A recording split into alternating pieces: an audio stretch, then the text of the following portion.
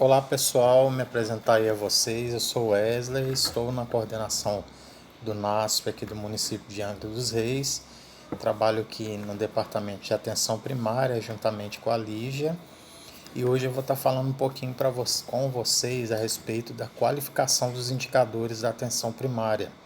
Então a gente tem um documento norteador aí, que é esse documento que está projetado aí na tela, e a gente vai começar a falar sobre o CDS, sendo que a gente sabe que nós temos o CDS e temos o PEC. Então algumas unidades utilizam o CDS e algumas unidades utilizam o PEC. Então, por que é importante, pessoal, a gente qualificar os indicadores? Porque a gente sabe que agora a política mudou e a política de financiamento deixou de ser pago aí o desempenho por avaliação do PEMAC e a gente vai ter o segundo componente agora, que é um componente de desempenho, baseado em 7 indicadores que o Ministério da Saúde pactuou, e a gente sabe que para 2021 a gente vai ter novos indicadores entrando aí, sendo que serão mais 7 indicadores. Então, se a gente não qualificar esses indicadores na hora de lançar a informação, essas informações são perdidas, né? E a gente não tem aí esse indicador sendo validado. Então, se o indicador não é validado, a gente perde produção e a gente não consegue aí alcançar as metas definidas aí pelo Ministério. Então, nós vamos começar a falar, pessoal, do primeiro indicador. O primeiro indicador é a proporção de gestante com pelo menos 6 consultas de pré-natal realizadas, sendo que a primeira tem que ser realizada até a 20ª semana de gestação. Então nós temos aqui a forma de cálculo, a gente não vai entrar nessa parte, mas a gente vai falar aí de como fazer esse lançamento. Então pessoal, a primeira coisa lá na ficha de atendimento individual, a primeira informação imprescindível que não pode faltar, então todas as informações que a gente vai passar aqui para vocês são informações que não podem faltar nenhuma. Se faltar ou se a gente não qualificar o indicador, a gente perde essa produção. Então nós temos aqui a primeira coisa para esse indicador, o CBO. O CBO que vai ser válido vai ser apenas o do médico ou do enfermeiro. Então o CBO do médico ou do enfermeiro sendo aí lançado nesse campo aí do CBO. Segunda informação imprescindível, o Cartão Nacional do SUS ou CPF. Então, se a gente vai fazer essa produção para ser contabilizada, primeiro deles o CBO, depois o CNS, e aí vocês já sabem como fazer esse lançamento aí na ficha individual. Um outro indicador imprescindível, a data de nascimento, né? E o sexo. O sexo, se a gente errar ali e colocar um sexo masculino, na hora de fazer o lançamento, a gente perdeu esse indicador também. Então, a data de nascimento e o sexo feminino devem ser preenchidos corretamente. Então, nós temos aqui essa informação. Outra informação muito importante, pessoal, para esse indicador, a DUM, né? Se a gente não coloca a DUM, a gente não tem como qualificar esse indicador. E aí a gente vai perder essa informação.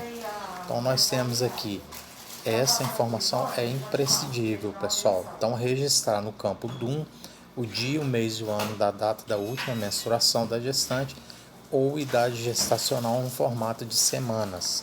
Então, essa informação é imprescindível também. Outra informação, pessoal, importantíssima, o pré-natal. O pré-natal, a gente precisa fazer aí essa marcação, sinalizar que é o pré-natal. Então colocamos a data da última menstruação, sinalizamos o pré-natal na ficha individual, né? A gente já tem aí esse indicador sendo validado. Então essas são informações para esse indicador número 1, pessoal. O indicador número 2 agora, proporção de gestantes com realização de exames para sífilis e HIV. Então, o que a gente vai ter que fazer? Na ficha de procedimentos, é importante, né? Aliás, é essencial colocar o CBO. Quais CBOs que são válidos, pessoal? Para esse indicador, médico, enfermeiro e técnico em enfermagem. Então, esses 3 CBOs serão válidos. Segunda coisa imprescindível, o cartão nacional do SUS do paciente e também o CPF. Aqui, da mesma forma, a data de nascimento do paciente, mais o sexo, né? E aí a gente vai sinalizar lá no campo lá sobre procedimentos e pequenas cirurgias, lá onde está teste rápido, a gente vai sinalizar o HIV e o sífilis, né? Então lá nesse campo eu vou sinalizar o teste HIV e o teste para sífilis. Então isso daí são registros importantíssimos também para a qualificação desse indicador. E lá na ficha de atendimento individual, a mesma coisa, o CBO, que são esses 3 CBOs que eu falei que são válidos, o cartão nacional do SUS do paciente, e aí eu vou marcar, vocês estão vendo aqui, eu vou estar marcando, né, a sorologia de sífilis e a sorologia para HIV. Então a gente tem que fazer, pessoal, o lançamento não só na ficha de procedimentos, como também na ficha de atendimento individual. Então vamos marcar lá no teste rápido HIV e sífilis na ficha de procedimento, e na ficha de atendimento individual eu vou sinalizar a sorologia para sífilis e para o HIV também. Na ficha de atendimento individual, né, vou estar marcando dessa mesma forma como a gente informou. E outra informação importante, na ficha de atendimento individual, a sinalização também da DUM para validação, pessoal. E aí também o pré-natal precisa ser marcado lá no campo problema, condição avaliada. E aí a gente falou aí dos 2 primeiros indicadores. E aí agora a gente vai para o terceiro indicador. O terceiro indicador, pessoal, é a ficha de atendimento odontológico individual. Então, é para qual indicador? Proporção de gestante com atendimento odontológico realizado. Esse é um indicador que vale 2 pontos no somatório de 10, né, que a gente tem que alcançar aí para a gente ter um índice próximo da nossa meta aí. Então a gente vai ter como que a gente vai qualificar esse indicador. Na ficha de atendimento odontológico individual, vou sinalizar o CBO. Qual o CBO, pessoal? Sol do dentista. É o CBO do dentista. E aí a gente vai ter a informação imprescindível, o CNS, né, o Cartão Nacional do SUS ou o CPF da paciente. E lá o que a gente vai preencher, pessoal? O atendimento odontológico, a gente vai sinalizar que tipo de atendimento foi aquele. Foi uma consulta agendada? Foi escuta inicial? Foi consulta do dia? Foi atendimento de urgência? E a gente precisa passar, né, colocar essa informação. Então, vou preencher os demais campos necessários para atendimento odontológico que foram realizados na gestante. Então, preciso fazer essa primeira sinalização. E para qualificar ainda esse indicador, na ficha de atendimento individual, vou colocar o CBO do dentista, o CNS também. E aí eu vou colocar a data de nascimento, da mesma forma o sexo, a gente lembra mais uma vez, se não for marcado o campo sexo, ou a gente sinalizar errado, a gente já perdeu esse indicador aí, essa informação. A DUM, né, a DUM é importantíssimo colocar. Se a gente não colocar DUM, esse indicador também está perdido, pessoal. Então a gente tem a DUM lá no primeiro indicador aparecendo, e nós temos aqui a DUM mais uma vez aparecendo nesse indicador, no terceiro indicador. O quarto indicador, lembrando que são 7, pessoal, porém o Ministério da Saúde entendeu essa situação de pandemia, e aí nós tivemos o indicador, quinto indicador sendo extinto, né? Foi retirado esse indicador. E agora o quarto indicador, cobertura de exame citopatológico. Então o que a gente vai precisar informar, pessoal, do citopatológico? A primeira ficha de procedimento. O CBO é imprescindível, do médico e do enfermeiro. somente do médico e do enfermeiro será validado. O CNS, né, ou cartão do SUS ou CPF do paciente, se não tiver, não vai ser validado. Uma outra coisa, a gente repete, pessoal, mas é porque muitas vezes a gente esquece aí de colocar data de nascimento, é obrigatório, mas é importante colocar uma data de nascimento certinha da paciente e o sexo sinalizar aí mais uma vez. E aí a gente vai colocar lá no campo procedimento, pequenas cirurgias, a gente vai sinalizar a coleta do citopatológico, né? Então a gente precisa sinalizar essa na ficha de procedimento. E na ficha de cadastro individual, pessoal, é imprescindível registrar todas as informações obrigatórias. A gente sempre lembra aí que as informações obrigatórias estão sinalizadas com um asterisco. Então a gente vai preencher todas que são obrigatórias. Colocamos aí o cartão nacional do SUS do paciente, né?